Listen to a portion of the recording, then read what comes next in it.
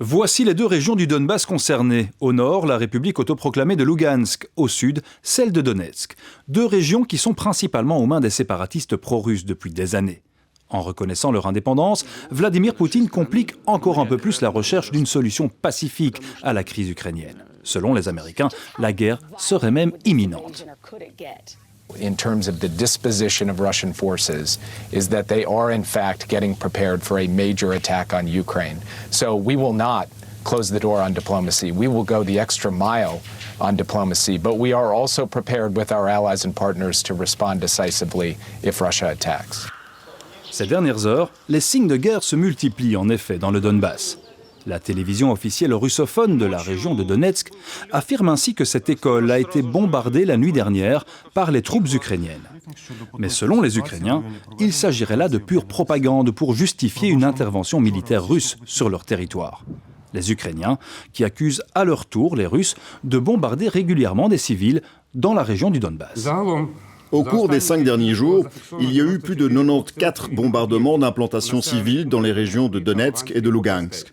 En conséquence, 44 habitations civiles, 4 écoles et 5 infrastructures civiles clés ont été endommagées.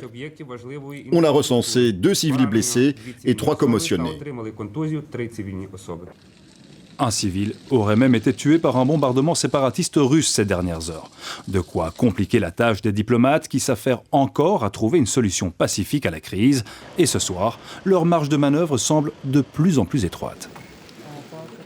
Oui, effectivement, le président russe Vladimir Poutine vient d'entamer son allocution télévisée. Vous le voyez, il s'exprime en ce moment. Il affirme notamment que la situation dans l'est de l'Ukraine est à nouveau critique. Et je vous le disais, le Kremlin l'a déjà annoncé. Vladimir Poutine devrait donc déclarer unilatéralement l'indépendance de 2 régions ukrainiennes. Alors, comment expliquer cette attitude ? À Moscou, nous allons directement rejoindre notre correspondant Jean-Didier Revoin.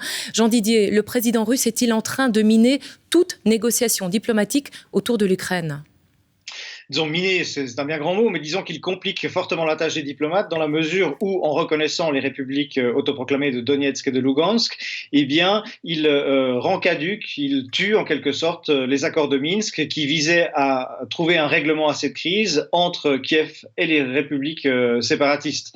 Alors, plusieurs raisons peuvent expliquer cette décision. Toute la journée, Vladimir Poutine a écouté aujourd'hui les membres du Conseil de sécurité russe dans une allocution spéciale, leur demandant s'ils devaient ou non reconnaître l'indépendance de ces républiques. Et tous, unanimement, se sont montrés en faveur de cette reconnaissance dans la mesure où les accords de Minsk ne fonctionnent pas. Ils sont morts depuis 2014. Les autorités ukrainiennes n'ont visiblement pas l'envie, l'ambition de mener ce processus à bien, parce que depuis 8 ans, on aurait pu faire des avancées plus concrètes. Et pendant ce temps-là, les populations civiles du Donbass souffrent. Il était donc important, aux yeux des membres du Conseil de sécurité russe, de venir en aide à ces populations et de les secourir. Alors, en reconnaissant ces républiques séparatistes, eh bien, Vladimir Poutine vient en aide aux populations russophones de l'Est de l'Ukraine et met un coin dans les calculs, les négociations qu'il avait aujourd'hui avec les Occidentaux, dans la mesure où la donne a complètement changé et il va falloir revoir les accords, les points de friction sur lesquels on peut négocier pour essayer, si tant est que ce soit encore possible, d'éviter le pire.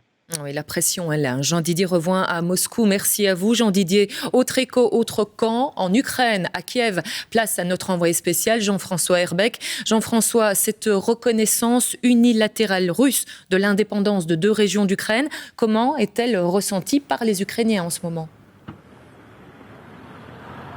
C'est vraiment ce qui s'appelle souffler le chaud et le froid.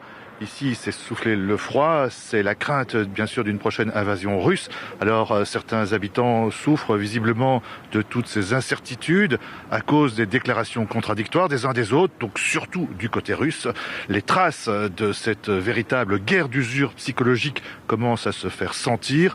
Toujours entendre l'inquiétude exprimée par les proches, c'est ça aussi qui sape le moral des habitants de l'Ukraine. Cela dit, la plupart des gens ici à Kiev ne se disent pas vraiment inquiets, ou alors ils font mine de ne pas s'inquiéter. Ils vivent au jour le jour, tous disent espérer la paix, souhaitent ne pas devenir les victimes de cette injustice que constituerait pour eux une guerre. Certains, mais ils sont rares, redoutent vraiment la menace d'une attaque russe et m'ont confié qu'ils envisageaient de quitter Kiev. Leur sac est déjà prêt pour partir.